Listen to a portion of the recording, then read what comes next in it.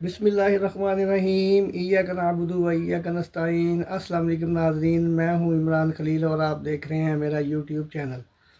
ناظرین، جمعۃ المبارک آج پھر پاکستان کی عوام کے لیے ایک خوشی کا دن ثابت ہوا۔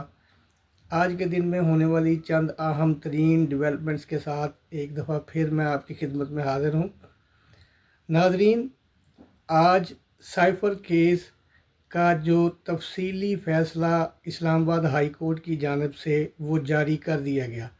عمران خان صاحب اور شاہ محمود قریشی صاحب دونوں کو اس کیس کے اندر سے بری کیا گیا اور 25 صفحات کا تفصیلی فیصلہ جاری کیا گیا، اور اس فیصلے کے اندر ایسے کیا اہم نکات تھے، آگے چل کے ہم اس کے بارے میں ڈسکس کریں گے۔ اس کے علاوہ ناظرین، اسلام آباد کے جج صاحب کا آج ایک دبنگ فیصلہ جو کافی عرصے سے ہم لوگ سننے کے لیے بیتاب بیٹھے ہوئے تھے، وہ یہ کہ انہوں نے عمران خان صاحب کو اڈیالہ جیل سے ذاتی حیثیت میں عدالت کے اندر پیش ہونے کا آرڈر جاری کر دیا۔ اس کے ساتھ ساتھ D G I S P R اور بلوچستان کے وزیر اعلیٰ کی ایک ہنگامی پریس کانفرنس، جس کے اندر جعفر ایکسپریس ٹرین کے سانحے کے بارے میں تفصیلات شیئر کی گئیں۔ چوتھی سب سے اہم ڈیولپمنٹ وہ یہ کہ لاہور کے ڈی جی آپریشنز، جو اب ڈی جی ایڈمن کے طور پہ پنجاب پولیس کی اندر اپنی سروسز دے رہے تھے، انہوں نے آج اپنا استعفیٰ دے دیا۔ اس کے پیچھے کیا وجوہات تھیں، اور سائفر کیس کے تفصیلی فیصلے کے اندر کون کون سی ایسی چیزیں جو نظام کو ننگا کر گئیں، ان سب کے بارے میں آپ کو تفصیلات جاننے کے لیے ہم لے کے چلتے ہیں فیاض راجہ صاحب کے پاس، اور ان سے جانتے ہیں اس ساری اپڈیٹس کی تفصیلات۔ دوستو، ظلم اور ناانصافی کے خلاف حق اور سچ کی ایک اور فتح۔ عمران خان نے ایک بار پھر ظالمانہ نظام کو شکست دے دی۔ عمران خان کے خلاف بنایا گیا سائفر کیس مکمل طور پر فارغ۔ عدالت نے عمران خان کی رہائی کا حکم جاری کر دیا۔ اسی دوران اسلام آباد ہائی کورٹ کے بہادر جج نے نظام کو مکمل طور پر برہنہ کر دیا۔ اطلاعات یہ بھی ہیں کہ موجودہ صورتحال کے اوپر، جو کہ جعفر ایکسپریس کے حادثے کے بعد پیدا ہوئی، D G I S P R ایک ہنگامی پریس کانفرنس کرنے جا رہے ہیں۔ تفصیلات رکھیں گے آپ کے سامنے، پہلے لے کر چلیں گے آپ کو جناب سائفر کیس میں سزا کالعدم قرار دیے جانے کا معاملہ۔ اس کا تفصیلی فیصلہ جاری کر دیا گیا ہے۔ یہ ایک بہت بڑی ڈیولپمنٹ ہے۔ اس اہم ترین موقع کے اوپر مختصر فیصلہ پہلے آ چکا تھا، لیکن اب تفصیلی فیصلہ، اس کے اندر کیا کون سے پوائنٹس ہیں، کس طرح سے یہ سزا کالعدم قرار دی گئی، اس سارے کا سارا کیس جھوٹا ثابت ہو چکا ہے۔ اسلام آباد ہائی کورٹ نے سائفر کیس میں عمران خان اور وائس چیئرمین شاہ محمود قریشی کی اپیلوں پر سزا کالعدم قرار دینے کا تفصیلی فیصلہ جاری کر دیا ہے، جس میں کہا گیا ہے کہ استغاثہ اپنا کیس ثابت کرنے میں ناکام رہا، اور اسلام آباد ہائی کورٹ کے سابق چیف جسٹس عامر فاروق اور سابق جج جسٹس میاں گل حسن اورنگزیب، جو کہ دونوں اس وقت سپریم کورٹ آف پاکستان کے جج ہیں، انہوں نے 3 جون 2024 کو عمران خان اور شاہ محمود قریشی کی سائفر کیس میں سزا کے خلاف اپیل منظور کرتے ہوئے مختصر فیصلہ جاری کیا تھا۔ اب اس کا تفصیلی فیصلہ آ گیا ہے، جو 24 صفحات پر مشتمل ہے، جس میں کہا گیا ہے کہ استغاثہ عمران خان اور شاہ محمود قریشی کے خلاف کیس ثابت کرنے میں مکمل طور پر ناکام رہا۔ فیصلے میں کہا گیا کہ ریکارڈ ظاہر کرتا ہے کہ ٹرائل غیر ضروری جلد بازی میں چلایا گیا، اور جناب ملزمان کے وکلا کے التوا مانگنے پر سرکاری وکیل تعینات کر دیا گیا۔ سرکاری وکیل کی جرہ ان کی نا تجربہ کاری اور وقت کی کمی ظاہر کرتی ہے۔ یہ کیس ٹرائل کورٹ کو ریمانڈ بیک کرنے کی نوعیت کا ہے۔ یہ امپارٹنٹ نقطہ ہے۔ کیا ڈیلینگ ٹیکٹس اس سے ظاہر ہوتی ہیں کہ کیس ایک مرتبہ پھر چلایا جائے، لیکن اس کے اندر اہم ترین پوائنٹ یہ ہے کہ فیصلے کے اندر مزید یہ کہا گیا ہے کہ جرہ کو ایک طرف رکھ دیا جائے تو بھی استغاثہ کے شواہد کیس ثابت کرنے کے لیے ناکافی ہیں۔ استغاثہ اپنا کیس ثابت کرنے میں مکمل طور پر ناکام رہی ہے، اس لیے عمران خان کو اس کیس میں باعزت بری کیا جاتا ہے۔ عمران خان اور شاہ محمود قریشی سائفر کیس میں بری ہو گئے۔ انتہائی اہم ترین اور بہت بڑی ڈیولپمنٹ اور بیک گراؤنڈ اس کا کیا ہے جناب؟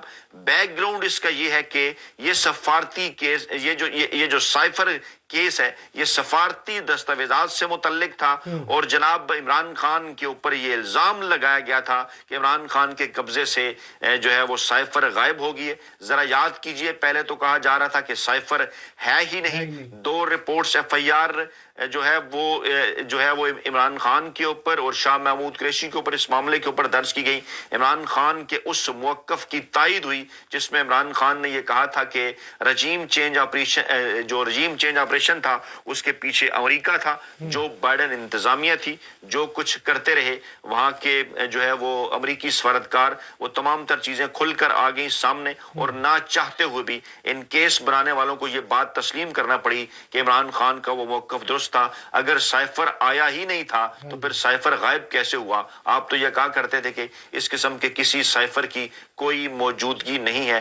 اس طرح ایک بار پھر عمران خان کو اس معاملے کے اندر فتح حاصل ہوئی، حق اور سچ کی فتح ہے۔ دوسری جانب جناب اسلام آباد ہائی کورٹ ہی کے بہادر جج جسٹس سردار اعجاز اسحاق اس سے پہلے بھی آئینی اور قانونی فیصلے جناب وہ کر چکے، اور اب ان کے سامنے ہے کیس کہ جناب عمران خان سے ملاقات نہیں کرنے دی جاتی۔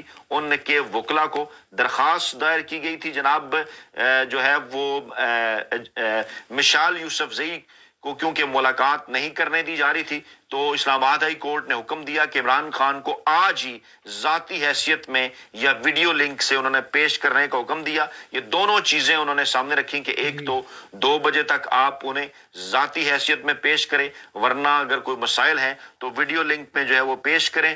اور ایڈوکیٹ جنرل اسلام آباد ایاز شوکت نے عمران خان کو ویڈیو لنک یا فزیکلی اسلام آباد ہائی کورٹ میں پیش کرنے سے معذرت کر لی، جس سے یہ سارے کا سارا نظام ننگا ہو کر برہنہ ہو کر رہ گیا۔ ویڈیو لنک کے ذریعے عمران خان کو پیش نہیں کیا جا سکتا۔ دو انہوں نے چیزیں کہی، انہوں نے کہا جی میری آئی جی اسلام آباد سے بات ہوئی ہے، سیکیورٹی صورتحال کے باعث سے فزیکلی عمران خان کو پیش نہیں کیا جا سکتا، جبکہ انہوں نے کہا جی کہ لنک ڈاؤن ہے اور جناب جیل سپرنٹینڈنٹ سے میری بات ہوئی ہے، اس لیے عمران خان کو لنک کے ذریعے بھی، ویڈیو لنک کے ذریعے بھی پیش نہیں کیا جا سکتا۔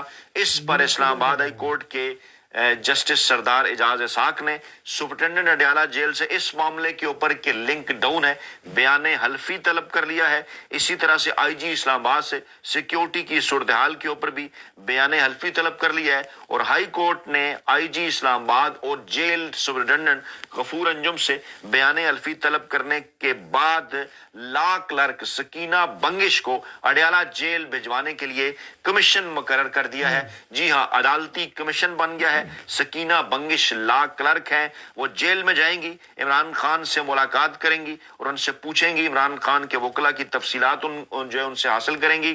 اور اسی دوران 3 جب بج کے، میں جب آپ کے سامنے یہ ویڈیو بھی رکھ رہا تھا، سپرنٹینڈنٹ اڈیالہ جیل کو دی گئی مدت جو ہے، جو مہلت ہے، وہ ختم ہو گئی۔ نہ ہی عمران خان کو فزیکلی پیش کیا گیا، نہ ہی عمران خان کو جو ہے وہ ویڈیو لنک کے اوپر پیش کیا گیا۔ اور جسٹس سردار اعجاز اسحاق نے کہا کہ آپ نے ہر بار ہمارے حکم کی خلاف ورزی کی، ہمارے حکم کو پاؤں تلے روندا، ہم نے آپ کو مسلسل مواقع فراہم کیے، آپ نے بار بار قانون کو نظر انداز کیا، اب کی بار ایسا نہیں ہوگا۔ اس وقت بھی اس معاملے کے اوپر جب میں آپ کے سامنے یہ ویڈیو کر رہا ہوں تو اسلام آباد ہائی کورٹ کے بہادر جج ڈٹے ہوئے ہیں، انہوں نے یہ ریمارکس دیے ہیں کہ آپ کو رینجز چاہیے، آپ کو جتنی بھی سیکیورٹی چاہیے ہم آپ کو فراہم کر دیتے ہیں، مگر آپ نے عمران خان کو پیش کرنا ہے۔ یہ جسٹس سردار اعجاز اسحاق خان کے ریمارکس تھے۔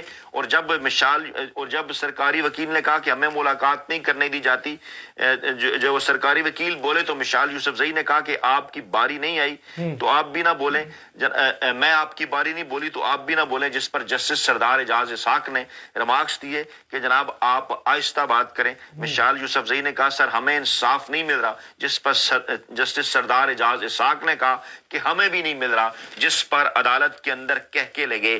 یہ کہکے نمناک ہیں، یہ ایسے کہکے نہیں ہیں کہ ان کو اسی طرح سے مذاق کے اندر اڑا دیا جائے۔ پاکستان آج اس حالت تک پہنچ گیا ہے کہ آئین، قانون اور انصاف کو طاقتوروں کو پیروں تلے رون دیا گیا ہے، اور یاد کیجئے ذرا وہ مشہور زمانہ جملہ جس کی طرف تاریخ میں اشارہ کیا جاتا ہے کہ کہا گیا تھا کہ چاہے جنگیں ہو رہی ہیں، مخالف فوج ہماری سرحد پر آ چکی ہے، لیکن کیا ملک کی عدالتیں آئین اور قانون کے مطابق انصاف کر رہی ہیں؟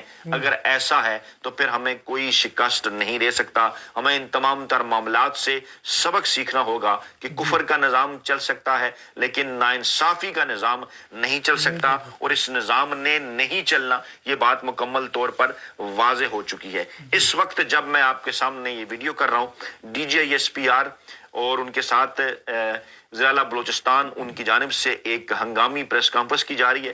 تفصیلات جو ہیں وہ پاکستانی عوام کے سامنے رکھی جا رہی ہیں کہ کس طرح سے جعفر ایکسپریس کے اوپر حملہ ہوا، کس طرح سے پھر جناب رد عمل کے طور پر جو ہے وہ ان کے خلاف آپریشن کیا گیا۔ اس کی تفصیلات جناب اس وقت آ رہی ہیں سامنے، مزید تفصیلات آئیں گی تو اس کے اوپر بھی بات کریں گے، لیکن سر دست اس وقت آج کی جو سب سے بڑی اور اہم ترین ڈیولپمنٹ ہے، جو کہ ریلیونٹ بناتی ہے تمام تر چیزوں کو کہ جناب پاکستان کے اندر آئین، قانون اور عدالتیں اس وقت کس جگہ پر کھڑی ہیں، وہ جناب عمران خان کی پیشی کا معاملہ ہے کہ اسلام آباد ہائی کورٹ کے اس واضح اور صاف حکم کے باوجود کہ عمران خان کو فزیکلی پیش کیا جائے یا عمران خان کو ویڈیو لنک پر پیش کیا جائے، اٹارنی جنرل اسلام آباد نے یہ دونوں کام ہی کرنے سے معذرت کر لی ہے۔ سب کو اچھی طرح سے اس بات کا اندازہ ہے کہ ان تمام تر چیزوں کے پیچھے کون ہے۔ دوسری جانب عمران خان نے دوسرے صوبوں کے ججز کا اسلام آباد ہائی کورٹ میں جو تبادلہ ہے وہ عمران خان نے چیلنج کر دیا ہے۔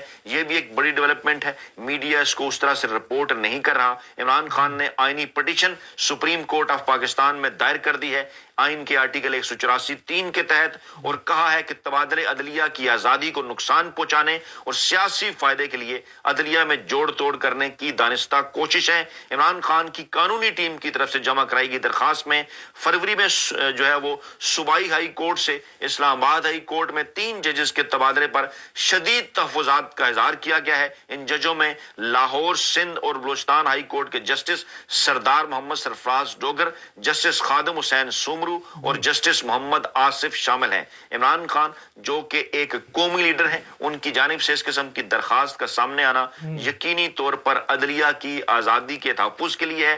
جسٹس سرفراز ڈوگر کو بعد میں اسلام آباد ہائی کورٹ کا عبوری چیف جسٹس مقرر کر دیا گیا۔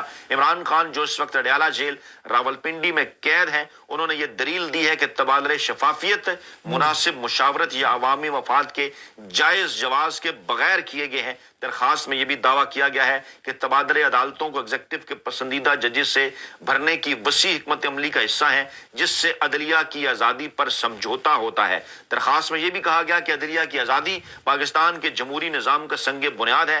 تبادلے ان ججز کو سزا دینے کے لیے کیے گئے جنہوں نے پہلے بیرونی دباؤ کے خلاف مزاحمت کی تھی اور میرٹ پر مقدمات کا فیصلہ کیا تھا۔ ایسی درخواست صرف اور صرف عمران خان صاحب کی جانب سے ہی سامنے آ سکتی تھی۔ عمران خان نے کہا کہ میں بھی ان مقدمات میں شامل تھا جہاں پر میرٹ پر فیصلے ہوئے، انہیں سزا دی جا رہی تھی، ان ججز کو ان کو سزا دی گئی۔ درخواست میں اسلام آباد ہائی کورٹ کے سابق چیف جسٹس عامر فاروق کی بھی مثال دی گئی، جنہیں ان مقدمات سے خود کو الگ کرنے سے انکار کے بعد سپریم کورٹ میں تقرری سے نوازا گیا، جن میں عمران خان ملزم تھے۔ دبنگ انداز میں عمران خان کی یہ درخواست جو ہے سپریم کورٹ آف پاکستان میں دائر کی گئی۔ عمران خان کی درخواست میں یہ بھی نشاندہی کی گئی کہ تبادلوں نے ججوں کی سینیارٹی میں خلل ڈالا، جس میں نئے تبادلے کیے گئے ججز کو مطلوبہ حلف اٹھائے بغیر، اور اسلام آباد ہائی کورٹ کے قائم مقام چیف جسٹس سمیت اہم عہدوں پر انہیں رکھا گیا۔ عدلیہ کی ادارہ جاتی سالمیت کو کمزور کیا گیا اور عدالتی نظام پر عوام کے اعتماد کو انہوں نے ختم کیا۔ درخواست میں آئینی سوالات اٹھائے گئے ہیں جن میں شفافیت اور مناسب عمل کی کمی بھی شامل ہے، اور آیا ججز کے تبادلے بغیر کسی وجہ یا مدت کے ثوابدیدی اور الجہاد ٹرسٹ کیس میں سپریم کورٹ کے طے کردہ اصولوں کی خلاف ورزی ہے۔ عمران خان نے اس بات پر زور دیا کہ عدالتی تبادلے واضح طور پر بیان کردہ مفاد عامہ کے جواز کے ساتھ کیے جانے چاہیے۔ درخواست میں وزارت قانون کے 1 فروری کو جاری کردہ نوٹیفیکیشن کا حوالہ دیتے ہوئے کہا گیا کہ اس طرح کا جواز فراہم کرنے میں ناکامی نوٹیفیکیشن کو غیر قانونی اور غیر آئینی بناتی ہے۔ عمران خان نے اپنی اس درخواست میں متنبع کیا ہے کہ تبادلے کے غیر چیک شدہ اختیارات اہم عدالتی فیصلوں پر اثر انداز ہونے کے لیے ججز کی منمانی تبدیلیوں کا باعث بن سکتے ہیں اور اس طرح عدالتی غیر جانبداری پر سمجھوتا ہو سکتا ہے۔ عمران خان نے عدالت عظمیٰ سے استدعا کی ہے کہ 1 فروری کے نوٹیفیکیشن کو غیر قانونی اور غیر آئینی قرار دیا جائے اور مدعا علیحان کو عدالتی آزادی اور عدالتی تبادلوں میں شفافیت کو یقینی بنانے کی ہدایت کی جائے۔ اہم ترین اور بہت بڑی ڈیولپمنٹ ہے۔ ہمارے کئی یار دوست کمنٹ باکس کے اندر یہ بات بھی کرتے ہیں، کہتے ہیں کہ کیا ہوگا اس قسم کی درخواستوں سے، اس قسم کے معاملات سے، لیکن یاد رکھیے کہ انہی ہی سے سب کچھ ہوگا۔ عمران خان ایک تاریخ رقم کر رہے ہیں، عمران خان ہسٹری ڈاکومنٹ کر رہے ہیں۔ وہ تمام کی تمام چیزیں جس پر کسی قومی رہنما کو اس طرح سے کھل کر پاکستان کے آئین، قانون اور جمہوریت کے لیے سامنے آنا چاہیے۔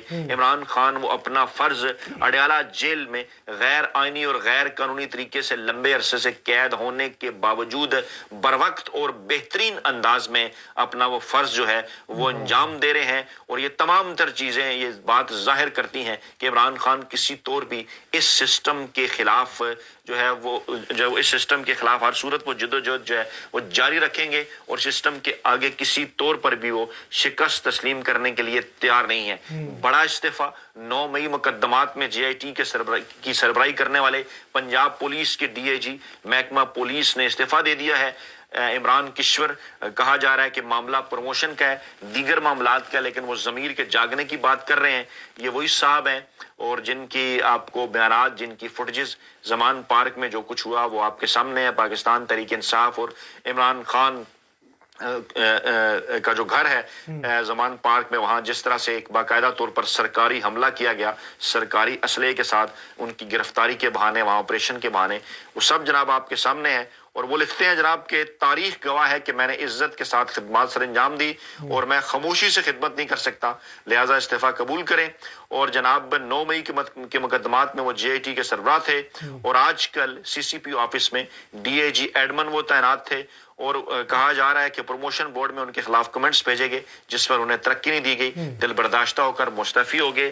حالانکہ تمام تر خدمات انہوں نے مریم نواز صاحبہ کے لیے، اس ہائبرڈ رجیم کے لیے مکمل طور پر پاکستان تحریک انصاف کے خلاف انہوں نے سر انجام دی، لیکن اب وہ اپنے ضمیر کی آواز پر استعفیٰ دے کر کہہ رہے ہیں جو ہے وہ کچھ ہلکے دعویٰ کر رہے ہیں کہ وہ ہیرو بننے کا دعویٰ کر رہے ہیں، لیکن اصل معاملات کچھ اور ہیں۔